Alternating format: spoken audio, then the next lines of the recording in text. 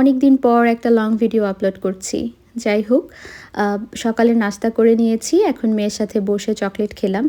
এটা একটা শুক্রবারের ভ্লগ। আর শুক্রবার যেহেতু আমাকে অনেক দৌড়ের উপরে থাকতে হয়, তো কাজে ভর্তি হওয়ার আগে আমি চেষ্টা করি 15 থেকে 20 মিনিট একটু রেস্ট নিয়ে নিতে। কারণ একবার কাজ করতে শুরু করলে আমি জানি আমি 5 মিনিটও আর বসার সময় পাবো না।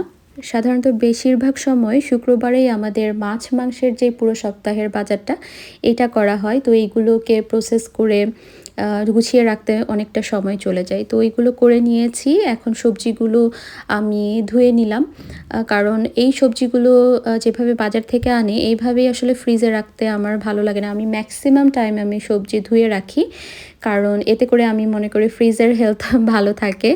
আর ফ্রিজে কোনো একটা খাবার রেখে মনে কোনো সংকোচ বোধ হয় না। সবজি ধুয়ে নিলে অবশ্যই সবজিগুলোকে শুকিয়ে নিতে হবে, নইলে দেখা যায় খুব তাড়াতাড়ি সবজি নষ্ট হয়ে যায়। আর এভাবে শুকিয়ে রাখলে দীর্ঘদিন ফ্রেশ থাকে। বেগুন ফ্রেশ ফ্রেশ কাঁচা কলা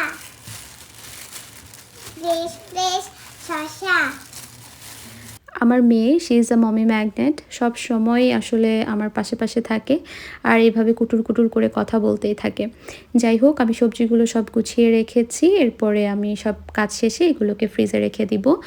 আর বর্ষার মধ্যে মরিচগুলো এমনিই নেতিয়ে থাকে, আর এই মরিচগুলো তেমন ভালো না, তো একটু শুকিয়ে আমি এগুলোকে ফ্রিজে রেখে দেব, তাহলে দীর্ঘদিন ভালো থাকবে। আজকের রান্নাবান্নার তেমন কোনো রেসিপি আমি শেয়ার করতে পারিনি, তবে আমার রিসেন্ট পছন্দের একটা খাবারের রেসিপি শেয়ার করছি।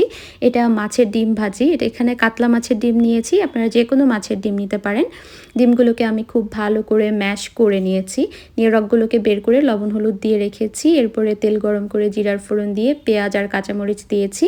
পেঁয়াজ কাঁচামরিচ আমি খুব বেশি লাল লাল করে ভাজবো না, আমি একটু সফট হয়ে আসলেই এর মধ্যে আমি আলু কুচি দিয়ে দিচ্ছি। আর এটার জন্য যত ফাইন করে আপনারা আলু কুচি করতে পারবেন তত ভালো হবে, তবে আমি এর চেয়ে বেশি করতে পারি না।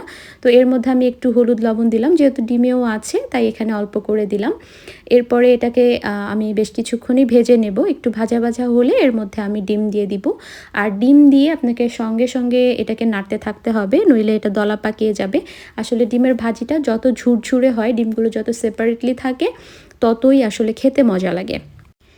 এটা আমার একজন আন্টির রেসিপি। আন্টিটা তো অনেক বেশি মজা হয়, আমারটা তো অত হয় না, তবু আলহামদুলিল্লাহ এটা খেতে মজা লাগে।